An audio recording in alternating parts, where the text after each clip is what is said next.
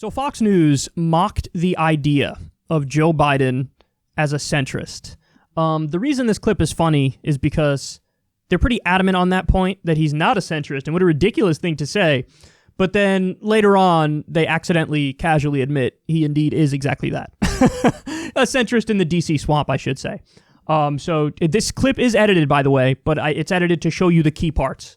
The key parts being mocking the idea that he's a centrist, and then eventually, casually, admitting it mid-rant, mid-some other rant. Watch this. In an interview with the New York Times, Biden said, quote, his decades-long brand of centrist deal-making would empower him to move beyond the bitter partisanship of the past 4 years and advance his agenda. And as president, Mr. Biden will need to build bridges to Democrats as well as to Republicans. And here to react is Fox News contributor, media opinion columnist for The Hill, Joe Concha. Joe, welcome. Is it true? Is he the centrist guy that the New York Times is so glowingly telling us is going to bring this country together and make the deals happen? Well, Rachel, fortunately, we have a prequel to look at, and that was the 8 years of Obama-Biden. You tell me how many deals were made during that time. Was Obamacare a deal, or was that pushed through on Christmas Eve along party lines? Criminal justice reform, one of the President Trump's signature achievements, could have been done under Biden-Obama administration, never got done. So I look back at the record in terms of Obama-Biden. I don't see much of that. Plus, the New York Times, boy, they're exactly the folks that should be talking about bipartisanship. The last time they endorsed a Republican for president was when Elvis Presley's Heartbreak Hotel was #1. That was 1956, something like 30 years before we were born, of course. So that race, those two races in Georgia, that's the whole ball game, guys. And if Joe Biden, I think secretly deep down in places he doesn't want to talk about at parties, he probably wants a Republican Senate because he would have to deal then, therefore, with a party, a wing that he doesn't even recognize anymore in terms of all the things I just listed. You just admitted that Joe Biden probably secretly wants a Republican Senate. Because if there's a Republican Senate, he could work with them instead of people to his left who he views as crazy. How did you try to refute the idea that he's a centrist deal maker, and then you immediately say, like, that guy's a centrist deal maker. He probably prefers Republicans to the so-called far left. I will say, and I noticed this, I've been noticing this more recently than I ever have before.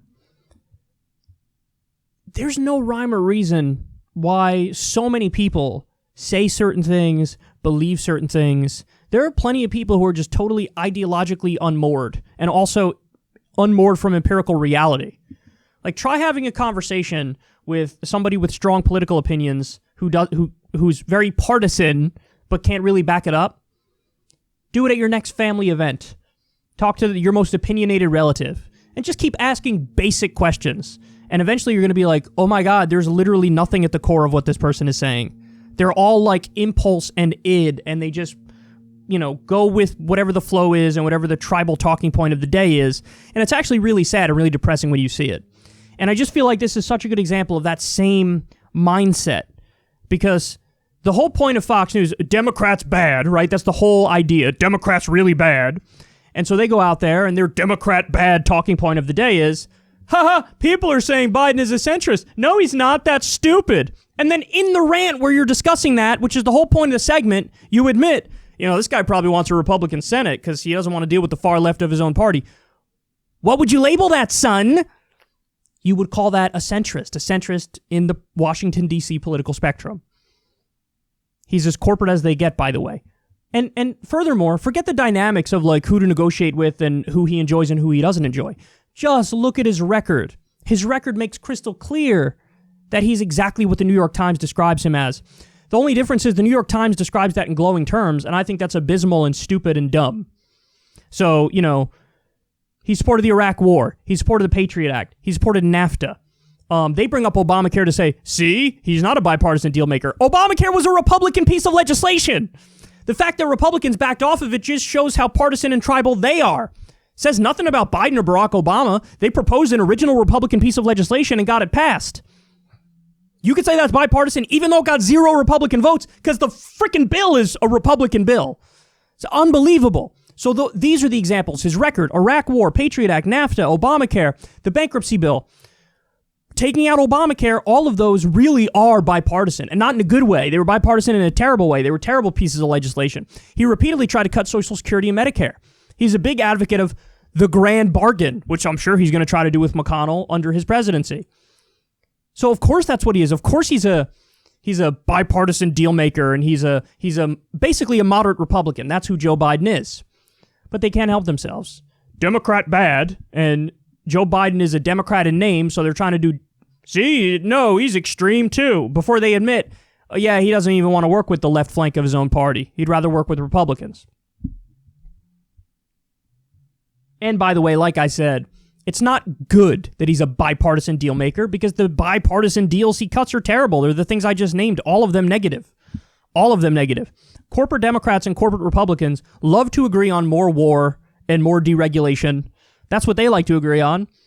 The only time you get good bipartisanship is when it's the populist left and the populist right, or the populist left and the libertarian right on like foreign policy and criminal justice reform. That's when you get good deals, when it's like Josh Hawley and Bernie Sanders fighting for stimulus checks. That was positive. Bernie Sanders and Mike Lee fighting to end the genocide in Yemen and our support of the genocide in Yemen, our support of Saudi Arabia and arming them. That's good bipartisanship. Bad bipartisanship is basically everything Joe Biden's ever done in his career. Corporate Democrats and corporate Republicans getting together and agreeing to screw you. That's what it is. But, Fox News somehow hitting a new low with their stupidity, refuting their own point in their own point. That's real special.